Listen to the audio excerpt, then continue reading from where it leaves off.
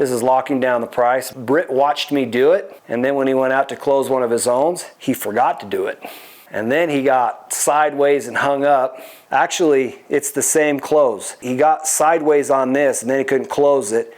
And then he hit me up, and then I figured out how to get on the next one, which is cover their interest rate. But I've run into this a lot where I've got a customer that's not gonna buy for some reason. And then I say, okay, I said, how do I get an uncommitted, or how to commit an undecided customer to buy? So I asked this magic question: what would it take for you to be willing to buy solar now? And I've had people come back and say, like, I gotta admit, this happened to me recently and I really hated it. And the customer, I mean, I think we walked away with about an $8,000 commission.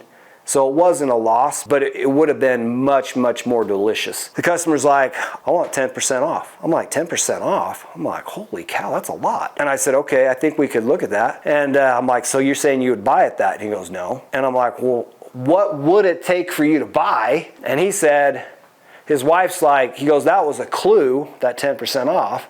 And I said, well, what would it take you to buy?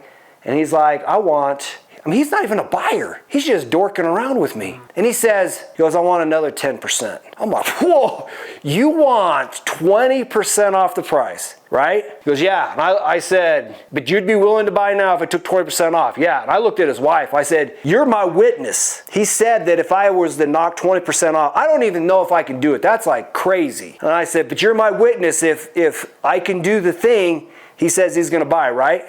She goes, yeah, I saw that.